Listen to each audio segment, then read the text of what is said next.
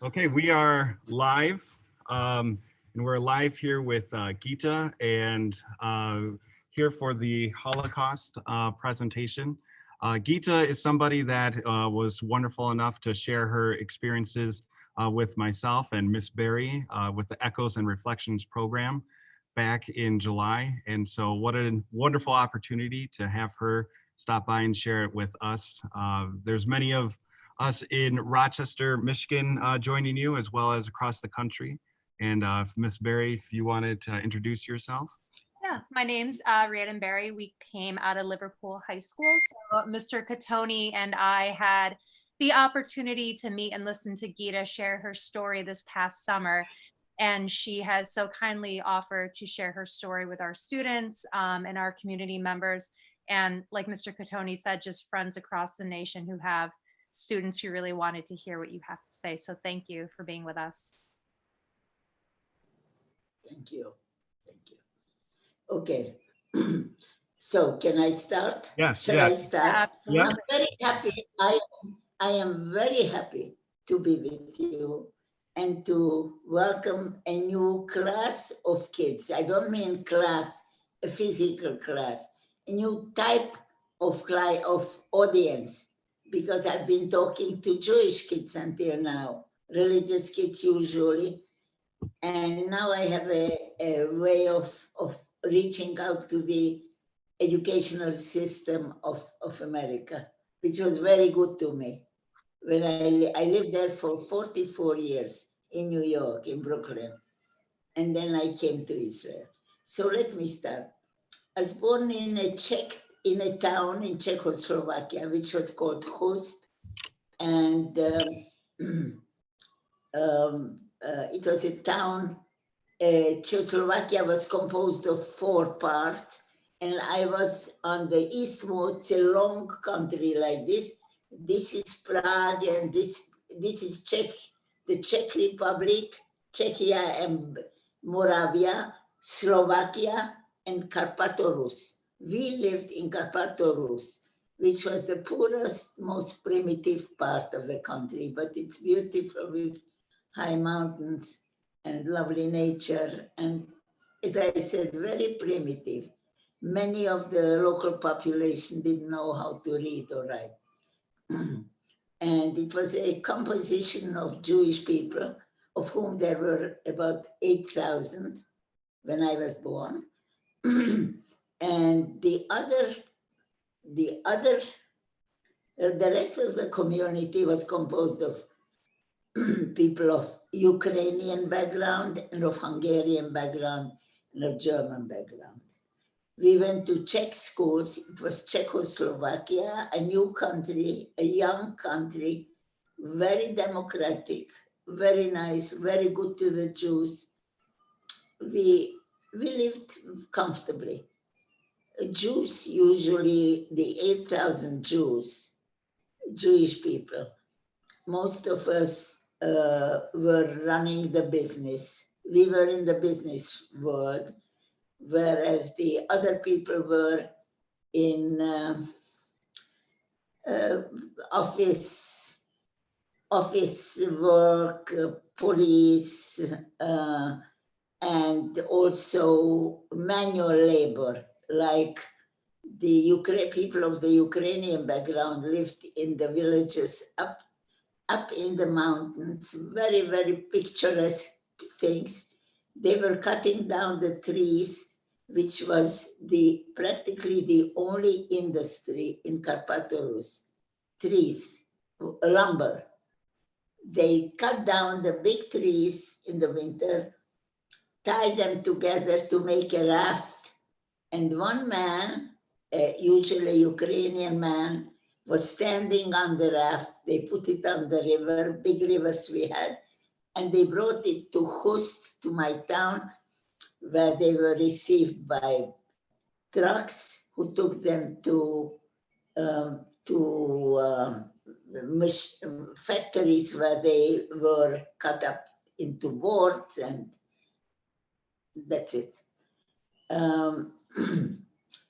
As I said, we went to Czech schools, but our language My mother tongue was Hungarian. We spoke Hungarian to my mother and Yiddish to my father. And we learned the Ukrainian language because we had to interact with the Ukrainian people. And we spoke a little German, everybody, every one of us. And I don't want to say much. We lived a religious life, my parents and most of the Jews, but not everyone. But there were 3 big synagogues and about 7, 8 big Christian high temples, what do you call it? Churches of all kinds, evangelical and Catholic and Russian Orthodox, Greek Orthodox, all kinds. And we lived, you can say, in peace with one another. The public schools were for everyone because there were no particular Jewish schools for the Jewish children. And I'm mentioning this because it has consequences that there were no Jewish schools. Everything was fine. We lived with my friends, Czech friends and Hungarian of all kinds. We were friendly, we brought them home. I was a little bit embarrassed to bring them home because we did have a different life than the non-Jewish people. My father wore a big beard, and he wore a black hat, and my mother was very seriously dressed, we too, and modestly, no short sleeveless things. And we had a very nice home. My father owned 2 businesses, and one was a 2-family, and not a 2-family, 2-story building right in the middle of town. And the business was on one level, and our apartment was above that. And we have a beautiful backyard with flower beds and flowers, and they were tended by a gardener. My mother loved that. And my father had another business. One was an inn, and one was he imported mineral waters, medicinal waters that were used instead of the variety of pharmaceuticals that exist today. And they didn't exist, and so people would drink mineral water, and we were selling it to pharmacies. And it was profitable, and as I said, we lived very comfortably. We read a lot. My father was out at age 11 in a Jewish academy, a school, a yeshiva, they call it yeshiva, a school where they learn the Talmud and the Bible. And at age 11, he was already away from home, studying in a big school like that. So, and we also learned from early age, we learned how to read the script of the holy books, and how to pray, and how to do the blessings. And this was natural for us. What else? It was okay, it was fine. The town, of course, had other people less religious, and fine. Everything changed. This was, as I said, Czechoslovakia was created in 1919, at the end of World War I, and existed for 20 years altogether. A country that was born between its birth and death, 20 years. 1939, things began to change because Hitler came to power, and he just marched into the Czech Republic, the Czechia and Moravia, part of Czechoslovakia, settled in, occupied it. Czechoslovakia fell apart. And it fell apart in this way. The Czechia and Moravia were occupied by Hitler, and Slovakia declared its independence. It wanted to be independent. For you, Gita. I'm sorry. One quick question. How old were you at this time? I'm sorry? How old were you at this time at the beginning of World War II? 12 years old. I was 12 years old, and thank you for the question.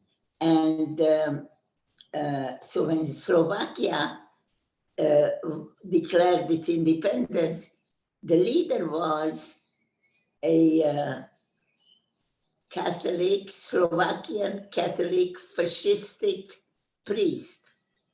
His name was, I forgot now. Doesn't matter. And he took over Slovakia, and Slovakia was now independent of Czechoslovakia. Karpato Rus, the place where we were, had no plans. We didn't have leaders.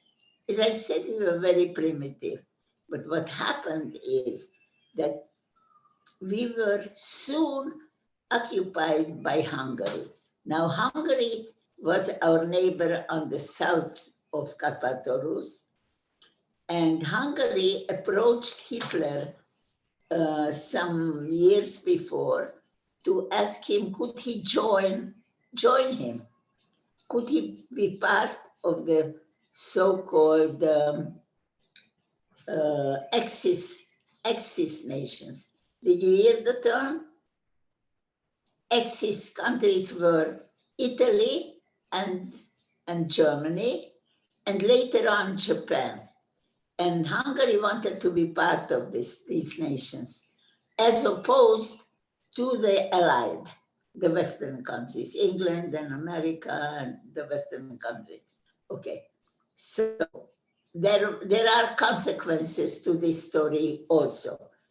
So 1939, when Hitler occupied Czechia and Moravia and Czechoslovakia fell apart, the Hungarian ruler, Nicholas Horthy, was permitted by Hitler to occupy a number of territories that had belonged in the past to Austro-Hungary.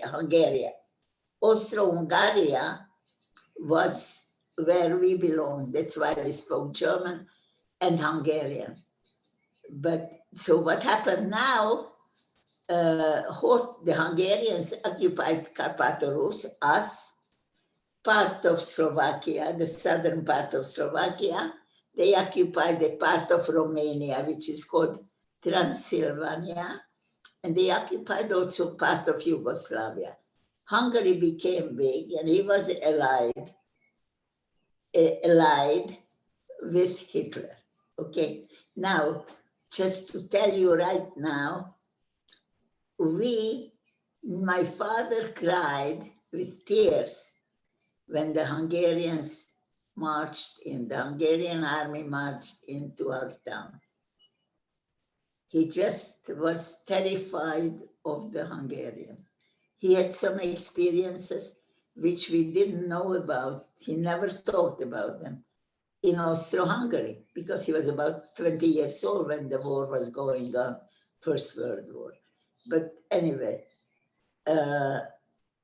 we stayed, historically, Hungary is very unique because we, the Jews of Hungary, which numbered at the time 73,000 Jews, were living under Hungarian rule for 5 years, from 1939 to 1944, in which time Hitler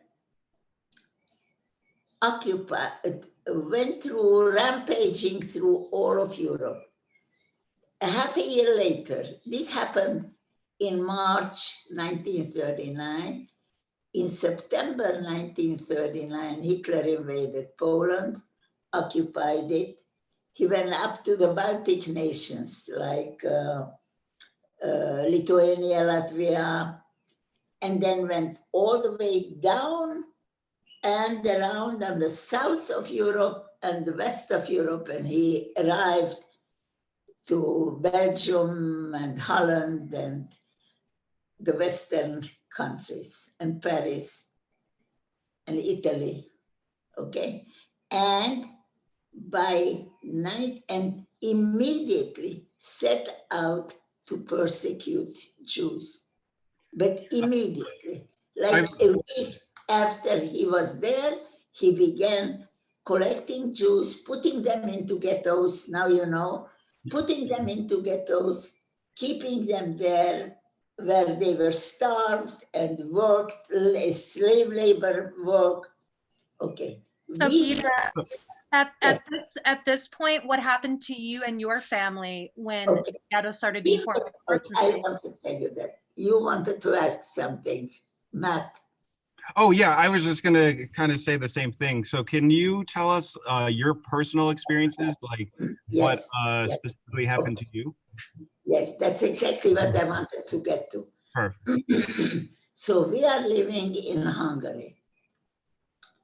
And a number of things happened in those 5 years where we were living under Hungarian rules. A few things happened, and I want to go briefly through it. The first one that happened was that we are told, kids are told to go back to their schools. School opens up again. As said, we were learning at Czech schools, and there were Czech people who were brought in from us. There had been, I mean, while we were in Czechoslovakia, we didn't have any Czech population, and they didn't know our culture, and we didn't know their culture, and they were very cultured as compared to us. But they came in to spread the Czech culture and to provide teachers and personnel for offices. So they were sent right back when Hungary occupied us, and we were told to go back to school. Now, we go to school very happily, 12 years old. We sit down and wait for the teacher. Somebody throws a spitball into my back. I pick it up and open it up. It's a little thing torn from a notebook, and it says on it, "Death to the Jews." It's not nice, but it didn't do anything to me because we all lived in this wonderful democratic Czechoslovakian country, and we always heard very ugly anti-Semitic remarks when my father passed the street, like something like Jew, stinking Jew, all my life. I mean, it was natural. That's how we live. You hearing, I'm sorry, you hearing these words that were really hurtful, they were kind of commonplace for you? Like they happened a lot? Commonplace. Okay. We knew, I mean, this was common. This is how Jews lived for 2,000 years in Europe. There was always somewhere echoes of anti-Semitism. But let me go on here. So I continue waiting for the teacher. And the teacher comes in and she speaks Hungarian and welcomes everybody, how nice. And now we are going to learn Hungarian. And where are the Jewish children? Who are the Jewish children? Stand up. And we stand up. And then she says, there's a door there. Please, all of you go out. There's no more learning for Jewish children. No more schools. Okay. At age 12, I stopped my education. And that was very hurtful to me. See, that was a different thing than death to the Jews, because I had dreams of getting somewhere. And true, I couldn't get to high school, for instance, ever, because the school was open on Shabbat, on the Sabbath, and we had to attend, and that wasn't fitting for my parents. So I don't know what would have happened. I was disappointed that I couldn't get to high school. But anyway, but this was really crucial, okay? For 30 years after this, I'm jumping forward, for 30 years, you know what's 30 years? For 30 years, I didn't have any formal education. After 40 years, 30 years, when I was married and had 3 children, and the youngest was 3 years old, I entered him into a kindergarten and went straight to Brooklyn College. I was living in America then, and entered high school. Not high school, college.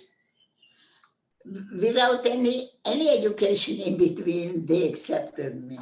I took some kind, I heard about the so-called, what was it called, the high school, a high school examination that they gave probably to Black kids and kids from the minorities who were punished by not allowing them to go to a decent school.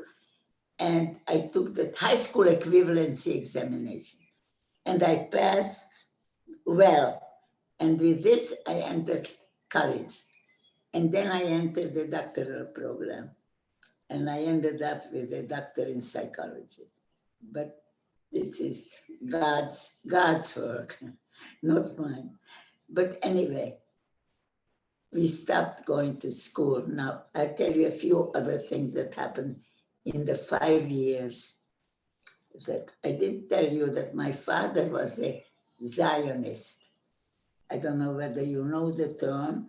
It was somebody who wants to live in Israel, who hopes, who prays, to live in Israel and starts working the land and works and wants to develop the Israel for Jewish people. And we didn't buy into that. He was really an idealist, and it wasn't customary for religious men who were to be Zionists. So most like professional people who were not as religious, who were into this movement of Zionism. But my father loved it and wanted, and he obtained a so-called certificate, which was a permit to take his family to Palestine. And my mother refused to go because we heard it's a difficult country. It's very hot and it's underdeveloped, and she had a good, we had a good life in Czechoslovakia. So we did not go, but my father had the certificate and he brought it to Auschwitz. Okay, so it's one of the very, very hurting things. Anyway, so what happened? The other things that happened while we were at home for 5 years under the Hungarians was that they took away the licenses of every Jewish person to operate their businesses. Day after day, stores closed. Somebody came into my father's store. I was in there when it happened. He was an Aryan, he was a non-Jew. And he said he was sent from City Hall and he wants to stay here. That's what he said. I want to stay here. My father understood right away and he said, yes, okay. And he stayed there to help a little bit because these people had no idea how to run business. That's why the Jewish people ran the businesses. And after a few weeks, couple of weeks, he said, I learned it, and he stayed there, and whatever was ours is now his, okay? That was the third thing was that the Hungarians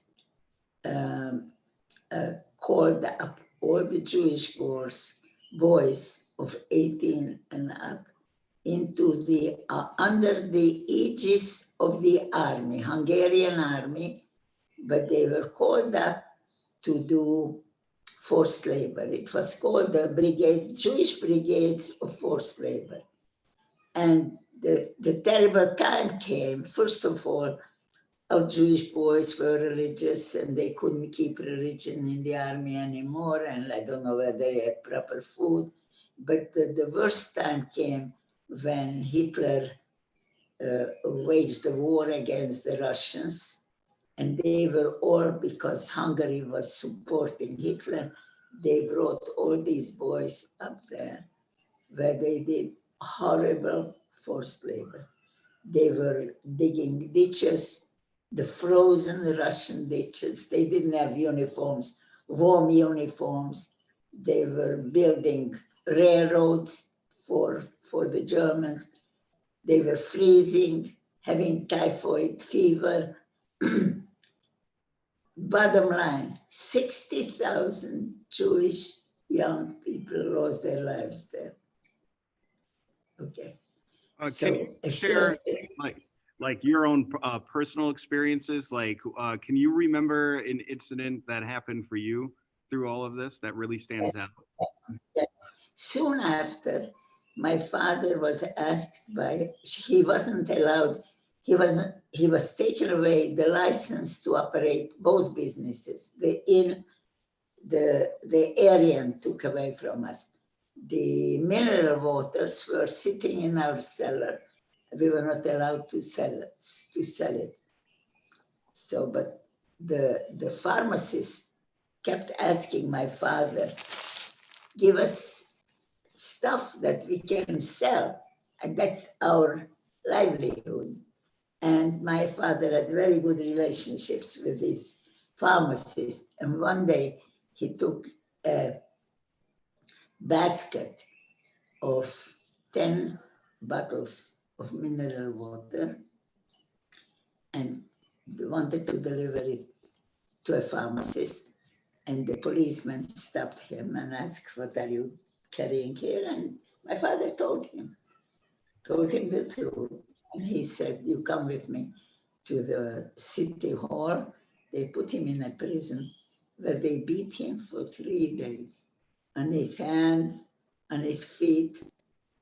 And they brought him home after 3 days. We could not get him out. You could not bribe anyone at this time. It's a fascistic world.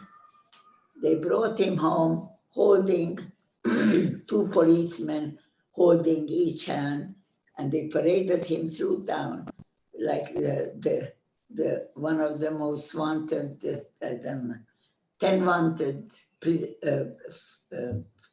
what do you call it? Wrongdoers.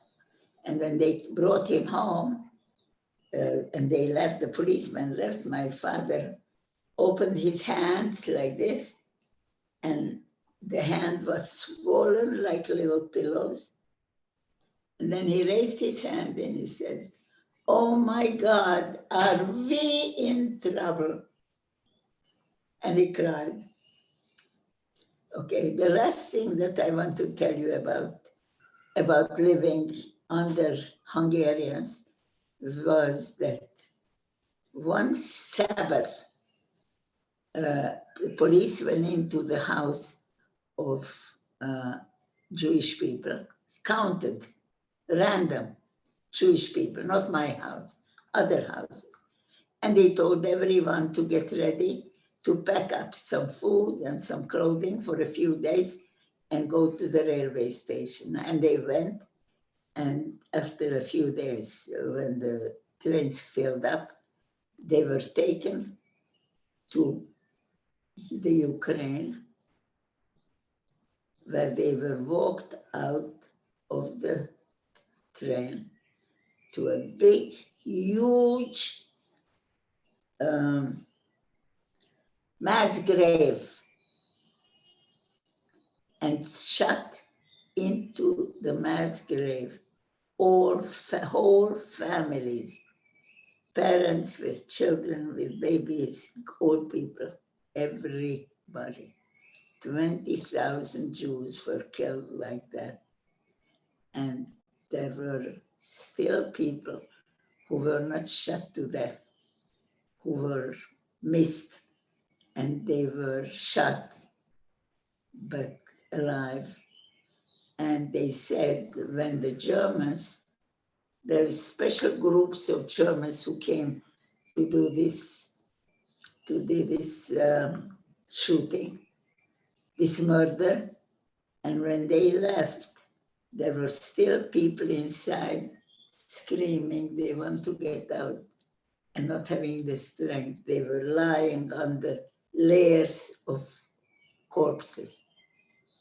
There were maybe 2, 3 at most who did have the strength to come out, and they came out through the bodies of their parents and their sisters and brothers.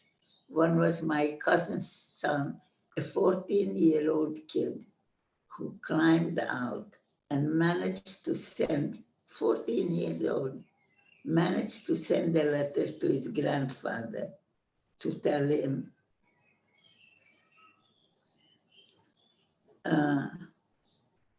come and take me home. Save me from him. And described where he was. And I'm thankful you shared this story, even though it's a horrible story, because as many who know about the Holocaust, they know about the ghetto sometimes, they know about the transports, and they know about the concentration camps. Now comes the ghetto. We don't hear as often. Can you tell us about, for the sake of time, can you tell us about arriving at Auschwitz, and if you want to tell us about your experience being transported there, what that was like for you personally? Because these guys have learned, thankfully, about the transports and about the concentration camps, but they haven't gotten to hear too many personal stories from someone who was there. Okay, so we stayed in our home. We stayed in our homes until 1944, March 19th. At that point, the Hungarian ruler did not heed Hitler's urging him to let them come and take the Jews. He just did not. But at that point, Hitler invited him to himself, and he gave orders to Hungary, open the gates and let the German Nazis go in. And they came in, and we knew this meant our death sentence. And yes, the Germans came in, and it was a terrible fear, and they created the German, they called them Judenrat, Jewish committees. They took the Jewish leaders and made them their helpers. So these Jewish people, it was very high-ranking, the Jewish leaders, they were sending them to us to ask for gold and silver and then other things. And they always told us they had the same fate as we did, these Jewish leaders, because they were Jews. And the same thing that will happen to us will happen to them. Anyway, yeah. And in a few days. Go ahead. Go ahead. I was going to ask, can you tell us about getting sent to Auschwitz for you personally? What happened? Yes, I personally. We were in the ghetto. We made the ghetto, and we were there only for 5 weeks. And what happened, they put all the Jews, at that time we had 7,000 Jews, they took 3 streets and made a ghetto out of it. That means what they did was they put in every single little house of 1 or 2 bedroom houses, one kitchen, one bathroom, no running water. We had no running water. We had water from the well. And they put in 4, 5 families to each house. I cannot tell you what that meant. It was terribly crowded, but it didn't mean much because it was so shocking. It came so fast. And 5 weeks later, we went to the railway station with packages. Everybody had a package. We brought the most essential things only. And we entered the wagons. And the wagons were, you must have seen wagons, nothing on the floor, just wooden floor, nothing on it, just at the narrow end, it's like a big oblong, and there were 2 pails.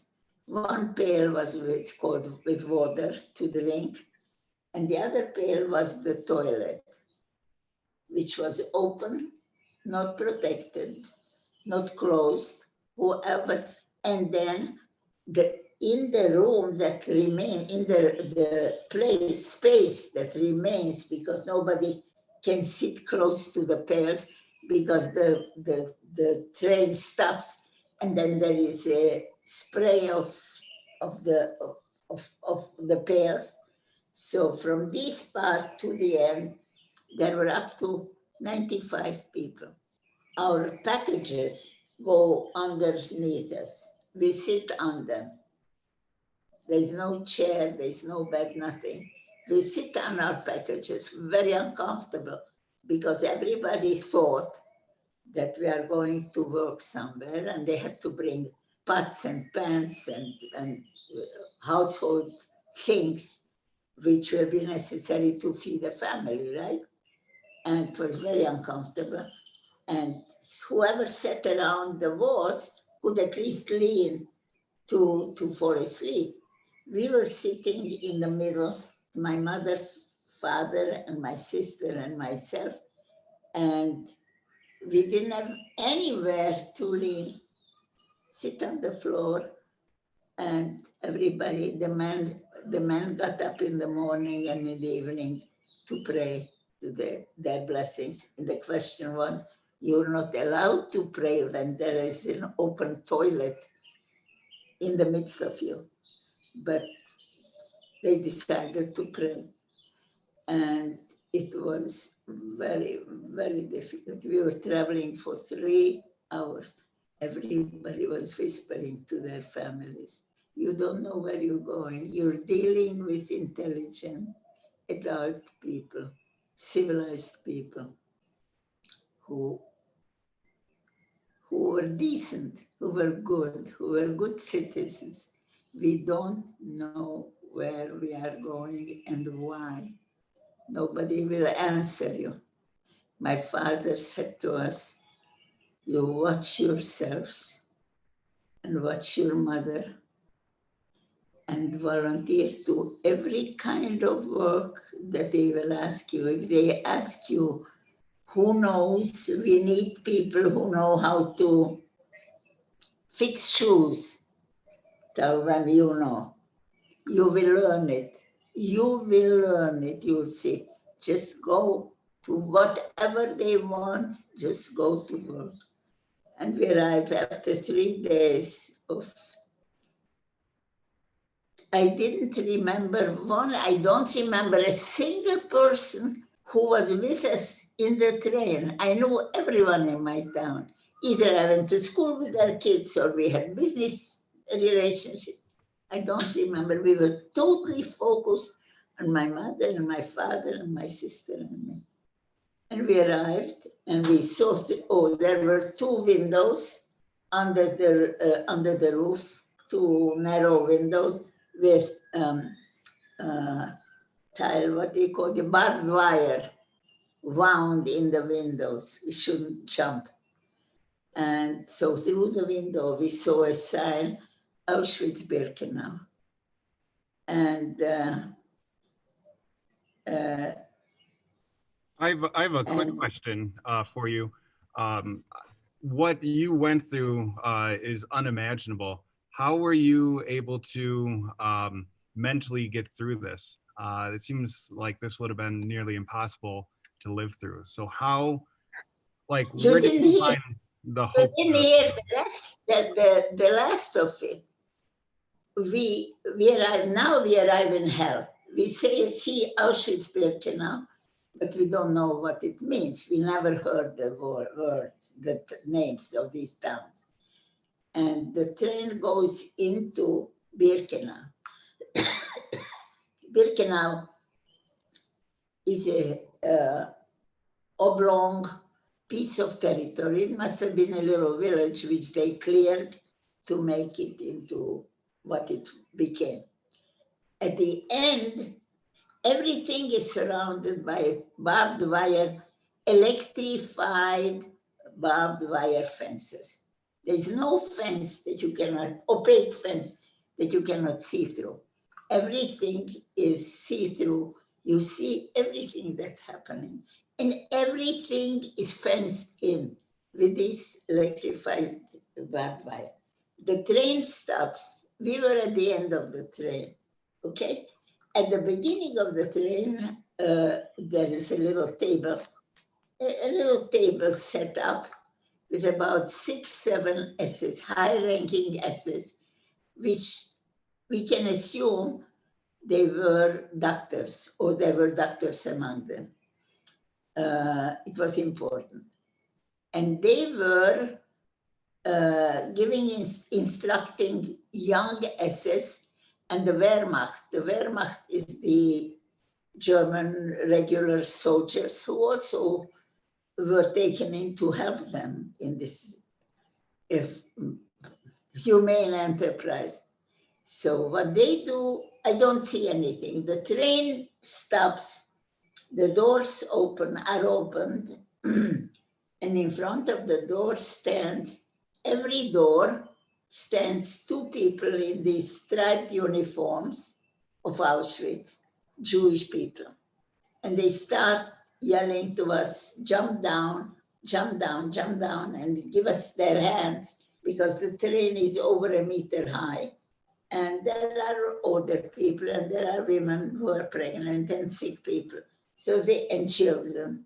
So they make us jump down. There's a walkway,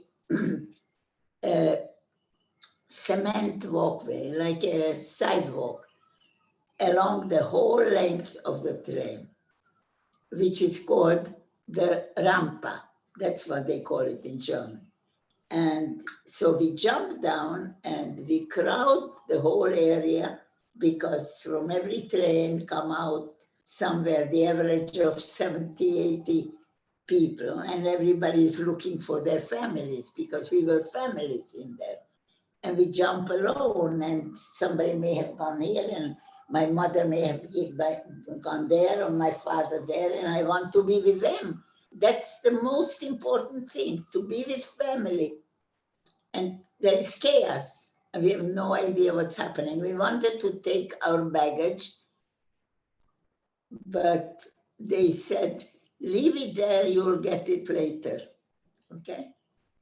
And so I see that whereas it's very crowded at the beginning, lots of people, it's beginning somehow loosening up. The crowd is loosening up, and we don't realize what's happening. And when I jump down, I am with my back to the train. I look to the end of the train. It was totally instinctive. I didn't know what I'm doing.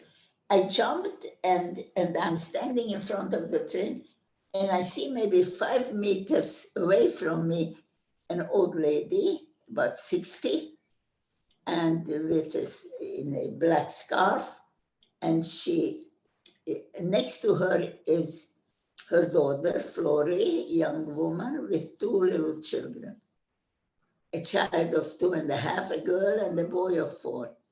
These were our next door neighbors. And I was playing with these kids up to a few weeks ago. then I was at that time 17 years old. And they were going that way to the back. And what's in the back? In the back, where the train is going like this and reaching almost the back, but at the back, there is a fence. And in front of the fence, about 50 meters from there are 4 gas chambers with a crematorium next to it. The gas chamber is underground and the crematorium is above. 1, 2, 3, 4. And the people, now, one important thing, every transport, like they call this a transport, where we brought us to Auschwitz is a transport. Every transport that arrives in Auschwitz, 90% of the people who arrived that day on that train is being murdered that day in a gas chamber. In other words, whoever is selected out, I didn't tell you about selection, is about 10% of the people. So The I have other a, side.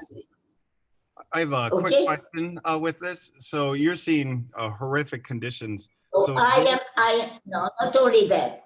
I suddenly see, and suddenly I say, where is my mother and where is my father? I see my mother with 5 meters from me with a row of young women like I am, from age 15 to about age 32. And my mother is there with my sister. Wonderful. And I run to them, and then I see that in the middle of this rampa, there is a row of men, and I recognize them. They're from my town, and they're about the age of 40, 50, strong people. And my father is also there. And I said, thank God, I think these people will be taken to work. So this I know already. My mother is alive and my father is alive. And I run there to my mother and sister. Now, what did you want to ask? Matt? yeah, I'm just amazed by, I'm just amazed by your story. And what I keep thinking is how, with all this horrific things going on, how did you manage to mentally get through it? I think a lot of people would have understandably given up, but yet where did you find like the light and everything? I tell you, we did not give up. I didn't see anyone giving up. I saw we didn't give up. We went through trials, horrible trials every day. We stayed there. The women stayed there. The men, they took away the men, like my father, immediately to work. They needed workers because the German workers were fighting the wars.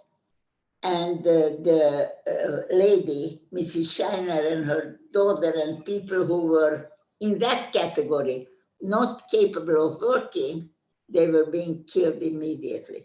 So we were left there, 10%.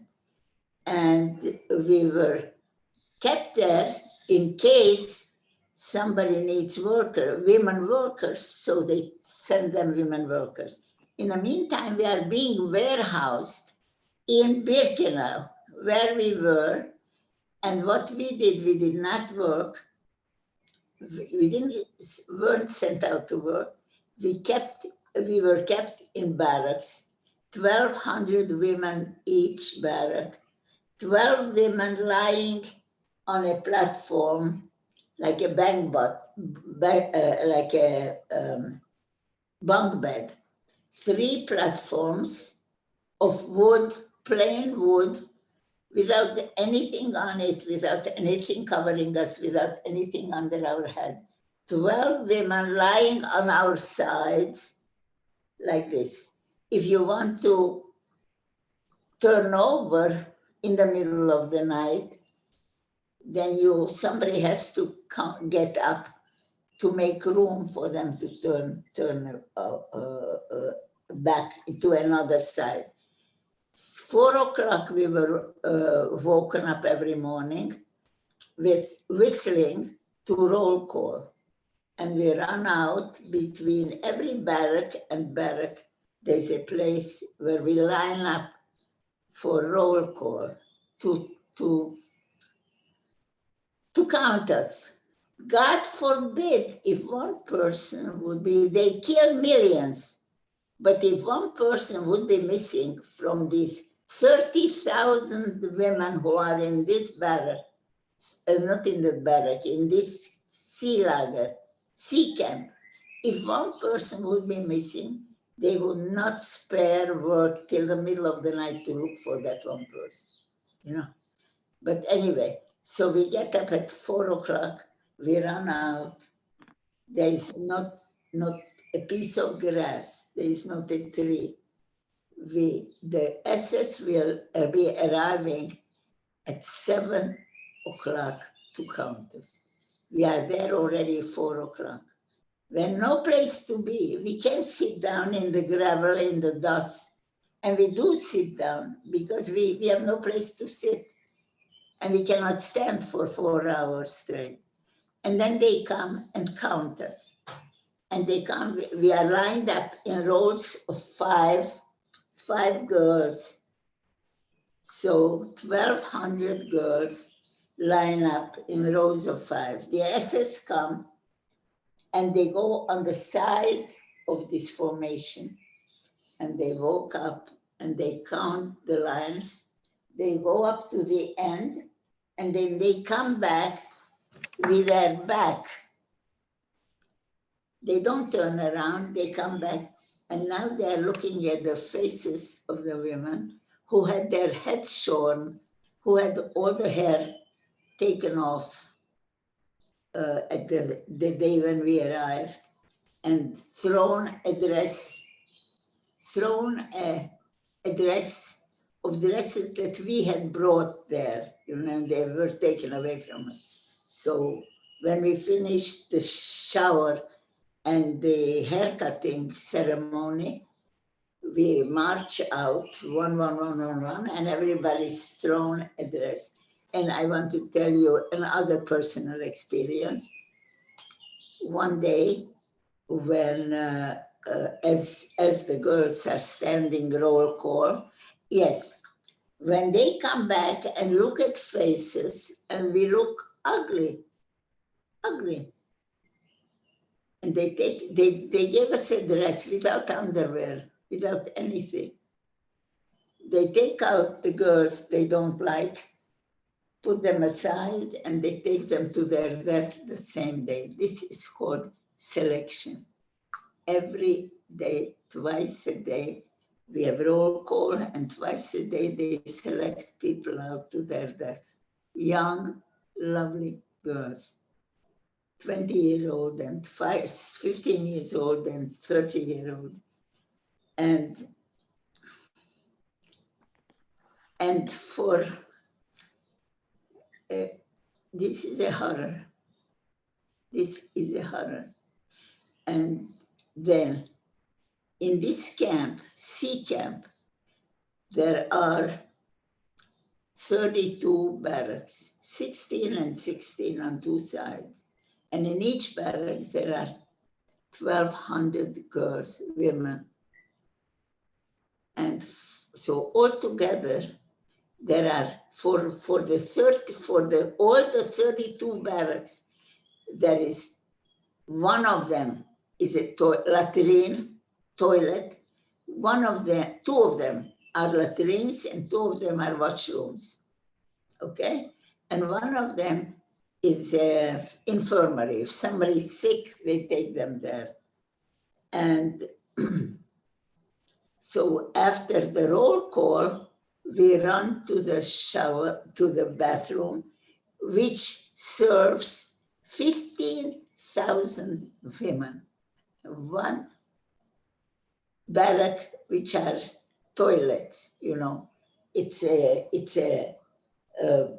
concrete little wall with holes, lots of holes. but there are 15,000 people that have to go and do their pee-pee there. Can you imagine? Because we couldn't do it in the night and because we need it. And then 15,000 people to the shower, not a shower, we don't have a shower, just a washroom. There are pipes with faucet, and you take a little water and wash your face and maybe drink a drop of water. And that's what it is. What you get in the morning for food is 200 grams, less than half a pound of bread a day with a little margarine on it. And that you have for the day's food, okay? In the middle, you get a soup, which is some kind of water in which boils, some weeds are boiled. Nothing that you recognize as the vegetables that you would use in your house. Nothing. It's weeds. And that's what you get. And so slowly, we were in Auschwitz for 5 months with my mother, where my mother is subjected to being looked at twice a day, and she certainly qualifies to be the candidate for the selection, for being taken out and taken to her death. And they didn't see that. But I want to tell you one story. My friend Bella, darling little blonde, blue-eyed girl, was standing one day on her roll call in Auschwitz, in Birkenau. And she noticed that the girl before her, on the line before her, has a hunchback. And she said, what's going to happen to her? How come they didn't notice her? They didn't, like they didn't notice my mother for 5 months. But she also in addition to the hunchback, which would be a real cry to look at me, she wore a dress, she was given a dress which was blue with big polka dots and yellow polka dots. And it was very provocative, very screaming. And Bella was afraid that the SS attention will be drawn to this dress that she's wearing. So she said to her, hey, listen, give me your dress. I want to exchange with you. You give me your dress and I'm giving you my dress. This was natural for Bella, natural. She's young and she's fine and she doesn't have a hunchback and the girl is in danger. She has to take the dress. After the war, in our wanderings to find a place where we can live, we can settle down temporarily, she met the girl. The girl recognized her, the one with the hunchback. And she said to her, I recognize you. You were the one who saved my life. Wow. Gita, I have a question for you because we only have a few minutes left. Many of the students and listeners have been saying thank you for your story this entire time. It's just been a constant stream of everyone giving their gratitude. So thank you for joining us. Can you tell people what ultimately happened to your family? You had many friends and family members in the camps with you. What ultimately happened to your family? Okay. After 5 months of selections and fearing my mother's fate, we said we must leave Auschwitz. We must leave Birkenau. And we went when they called for 200 women, young women to be taken to work. We volunteered with my mother. We knew it will be very bad because it's easier to recognize somebody who doesn't belong in a group of 200 than 10,000. But anyway, we went. And there, after they gave us the shower, and I keep saying, thank God that mother is still with us. Thank God mother is still here. They told, after they sent us to sit down in a circle in the next room to the shower room to dry up, because they didn't have towels. We didn't have towels or soap, nothing. And we sit down and I keep praying to God, and suddenly 3 SS come in and walk around and look at us naked women, and they pick out 8 women, my mother among them, and my aunt, and other women who are my mother's friends from Hust. And they take them away without being able to give her a hug, or for her to say, children, may God watch you. Nothing, not even a goodbye. And we were taken to work, where we worked for 7 months. Cannot imagine the circumstances. I mean, I was telling you about hunger and the living facilities. It was freezing cold Polish winter, without underwear, without stocking, without anything that protects us from the cold. Working 12 hours a day, walking an hour to work and an hour back, without stocking, without proper shoes, in the snow, in the sleet, and working in a factory where we produced airplane spare parts, metalwork. Everybody worked 12 hours, 2 shifts, 1 day and 1 night shift. Yes, Matt. And we did a beautiful. I was curious with everything you're saying. What happened to your family? Did they make it? They took my mother away. First of all, they took my mother away. About my father, I didn't hear anything. We didn't hear anything, of course. And my oldest sister, there were 3 girls in our family. I was the youngest. I was with my middle sister. My oldest sister was taken to a concentration camp the day the Germans came in. And we know about it. And we mourned her. We didn't know what's going to happen to her.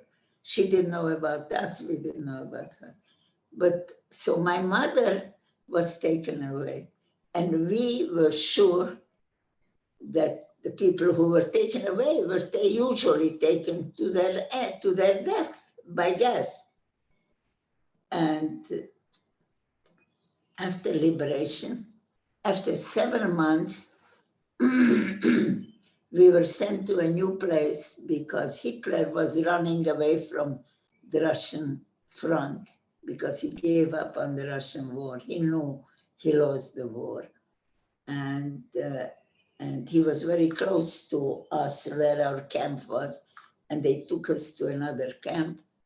And there we were maybe a few days, and we were made to work. But Sunday we didn't work.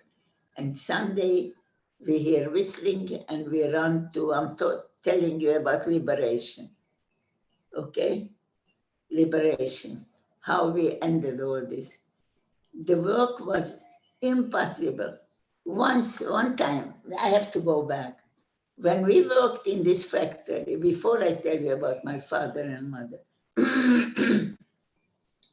it was so cold that I cannot tell you.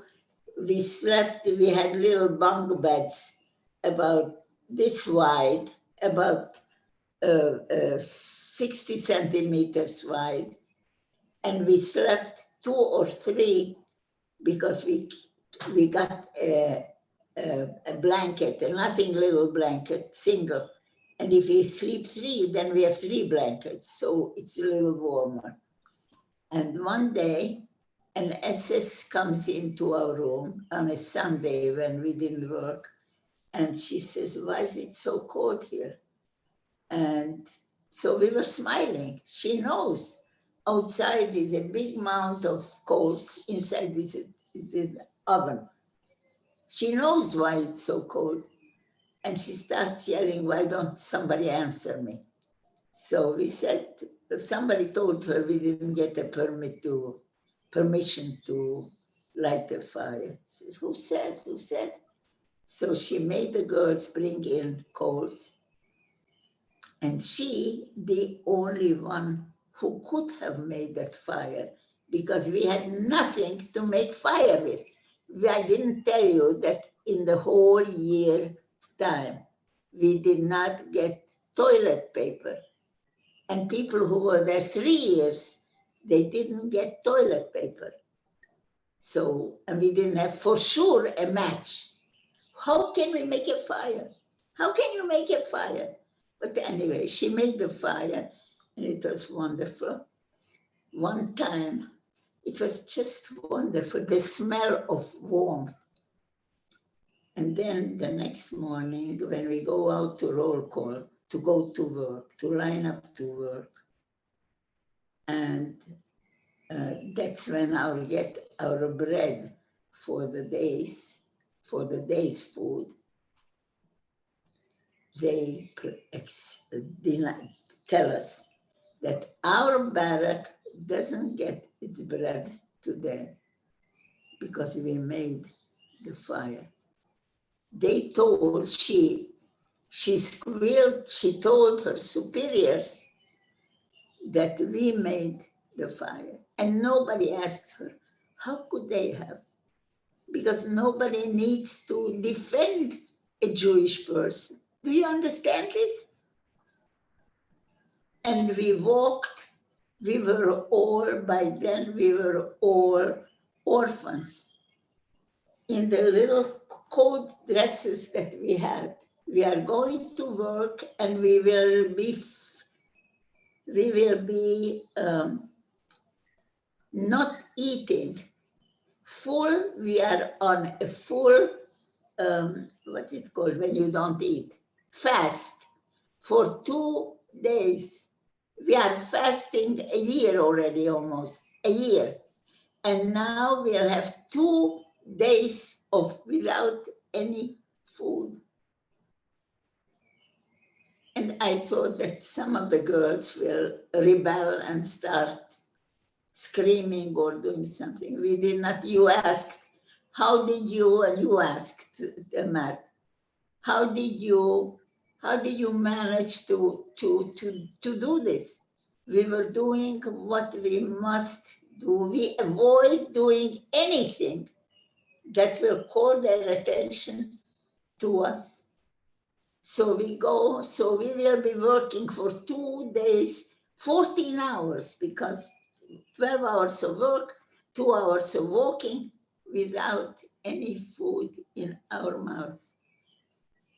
And we didn't rebel because we know we just must accept whatever is given to us and pray to God that He keep us.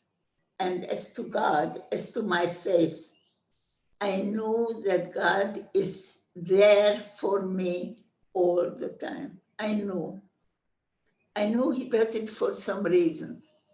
I still don't know why, but I think that one day, maybe in 500 years, they will know why people had to go through this kind of treatment for no reason.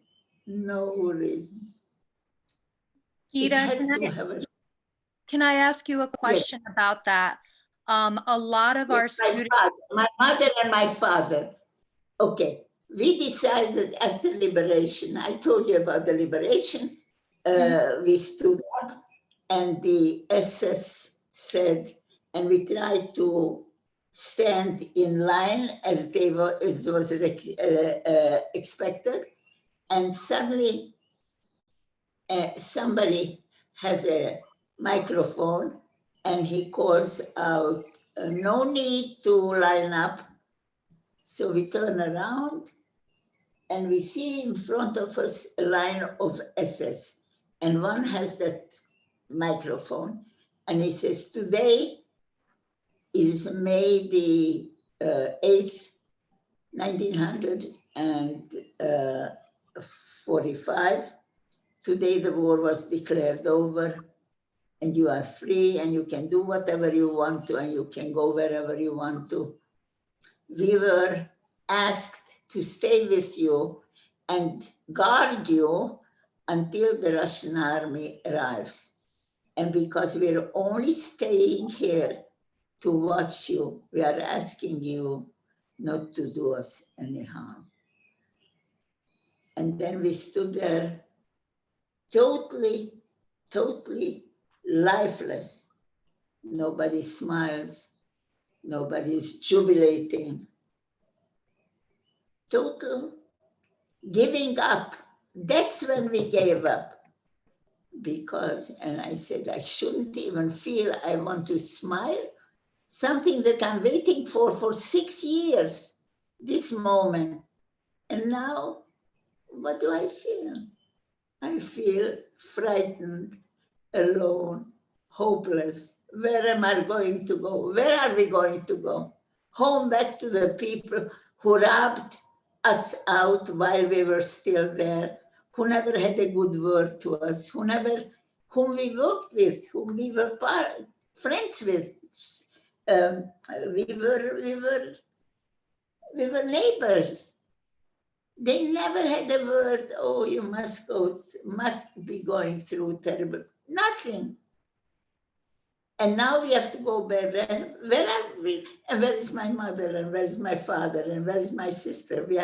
My sister is 20 years old, the one with me, and I'm 18 or something, she's 21. And total Yush, what's the word? Yush. Despair, despondency. Yes. We don't have a person, a leader who will say, come children, we are all children. We'll take you home. We'll take you somewhere. We'll give you to eat. Nothing. And then, but we decided after the war, after this liberation, we must go home to see who's alive. And we went walking about 600 kilometers without proper shoes, without food, without having anything in our hands. I don't know who gave us to eat and where we lie down and where we went to the toilet during nothing. We went through a crowd of refugees from the camps who were all equally anxious and fearful, and coming over and say, you were in a camp, maybe you met my mother or my sister. Everybody was full of anxiety, going home. What will they find at home? And close to the border at the border of Karpatorus, of the area where we had lived, there was a train, the first train after the 600 kilometers. And we got into the train and we traveled about an hour or two, and we stopped at the train station, the doors open, and the opposite maslul, what do you call it, track. There was a train going in the other direction, coming from Hust, through my town. And I hop down and I go from train to train, from door to door to look inside. Maybe I see somebody. And I saw about the fifth door, somebody calls out from the corner in Yiddish, in the Yiddish language. He says, who are you? And I said, I will tell you, but I want to tell you, I know who you are. You are Mr. Such and Such from Hus. He says, yes, but who are you? I said, my father is Wolf Friedman. He says, your mother is at home. And I gave a huge shout so that my sister should hear, run back to her. mother is at home. And this dear man came, changed trains, came back to us to take us home so that he can deliver us to our mothers, because he knew that we are not going to find her there, because the apartment where the houses where we lived in were taken over by the people who lived there, and they were robbed and emptied and ruined. And so the people who came back earlier created the Jewish committee, and they went through the apartments and they prepared beds for people who do come back to have a place to stay for a while. And then we went to visit, so he delivered us to my mother, and it was wonderful. And half a year later, when we decided, after that half a year, that we must go to Germany, Germany had the UNRWA, the Americans, create local camps for people who could not go home because they knew they have nobody left there. And so Jewish people were living in Germany in so-called camps. The camps were taking rooms from Germans and putting 2-3 people in each room. But they were living together as Jews. And when Palestine got liberated, when the British left, and Palestine became a country, then they took these people over there. And we knew that would happen. So on the way there, we were passing Budapest refugee camp. My mother is sitting on the table. This is half a year after liberation.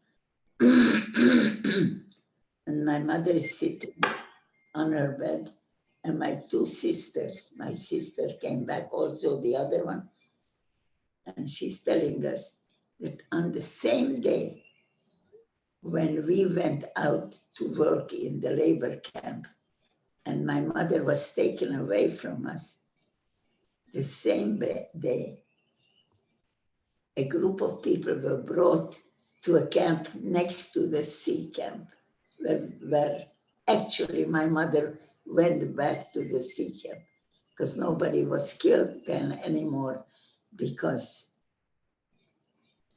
it was the end of the war. And there were no groups to be killed in the gas chamber, thousands of people. And So Gita, the 8 women, they just sent them back to the sea camp where they were before. And this man comes out of the gypsy camp, comes to the electrified fence and sees women walking in the sea camp, and he yells over, "Come talk to me." And the man says, a girl came, and they stand on the 2 sides of the fence, and the man says to her, "Do you know perhaps whether there were any women from Hust left in the sea camp?" And she says, "I happen to know that there are. I am also from Hust." And so the man says to her, "So go and tell them that today 200 men, Hungarian men, were brought here from Buna Monowitz, where we worked in coal mines. The man was a total skeleton, only bones, no flesh on his body. His face was black from coal that he couldn't wash them." And he says, "And tell them that my name is Wolf Friedman. I am also from Hust." 220 from the 200 of the 200 were from Khust, and I'm also from Khust. And tell them that tomorrow we won't be here anymore. This is the story of my family. Thank you for listening to me and for asking questions. Thank you for sharing your story with us. Can we ask you one more question? Any question you want. We have many young people listening to you today. We have many adults listening to you today. What do you want someone to take away from your story? Whether they're young, whether they're older, what do you want someone to know, to learn, to take away?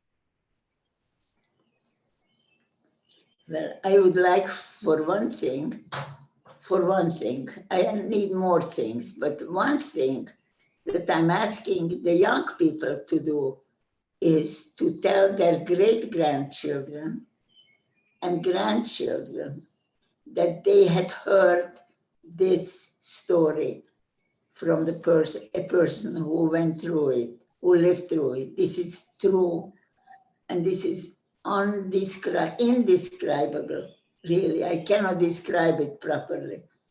So tell them to remember it and to say never to allow something like this to happen.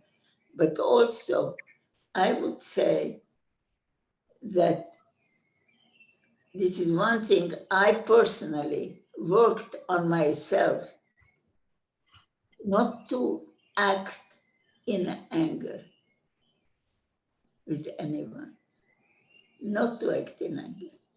When you are angry, when somebody makes you angry, you don't need to be angry back. You wait until you subside, the anger subsides, and try to, with a smile, to say, it was a mistake. I shouldn't have, and you shouldn't have, and not to act in anger. Anger is very, very bad. And I think that this whole Holocaust, the whole Hitler story, was because they were angry that they lost the war before. And it was pure anger. You know, I asked the Germans, I went back to Germany a few times, and I said, all I want to know from you, this is the first time I met them, Germans, and I had a chance to face a German person. How come that no one ever in the camps looked at me and saw in me a human being? How come? I have eyes and nose and mouth and ears, just like he has. And in Auschwitz, it was not easy because we looked like rats with the shaven heads and with hungry look. But when we worked for them, and we worked wonderfully well, and we were obedient, and we were doing whatever they expected to do. And they do these things where they take away the bread, the minimal. That incidentally, my father was working in the coal mines on the same amount of food as I was. No wonder that he was a skeleton. He got half a pound of bread a day and worked in a coal mine, hard, difficult work. How can you allow this? How can you not see that he's like you are? Why am I not a person to him? Okay, thank you very much. Thank you, Gita. It was so great seeing you again, hearing your story again. I can't say enough how many comments we've had. We've had over 300 people viewing this across the country, and just constantly people saying thank you so much for your story. So thank you again. I don't know if Ms. Berry, you had any final thoughts? Thank Yeah. you. Just the same thing from us, Gita. Just thank you so much for telling your story. And We've had students graduate who are adults now, they're going into their life. And they say that one of the things they remember learning about was the Holocaust and the personal stories of the Holocaust. They remember the history, but the personal stories are what stick with them, and the personal stories are what they share. So I know there are many educators in the country, you know, far beyond Mr. Catoni and myself, who are willingly and vowed to do this work, and our students vow to learn and to share. So And thank continue. You continue. To you, I have a request. Go on and continue and prompt them and discuss feelings. What do you feel when you see this?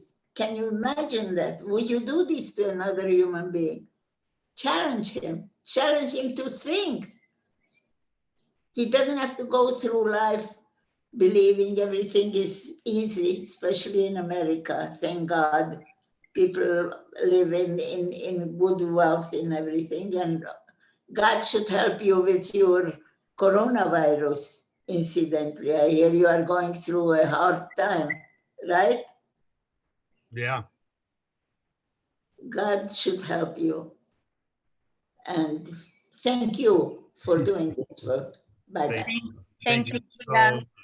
Thank you. All right, I'm going to end our chat. Thanks.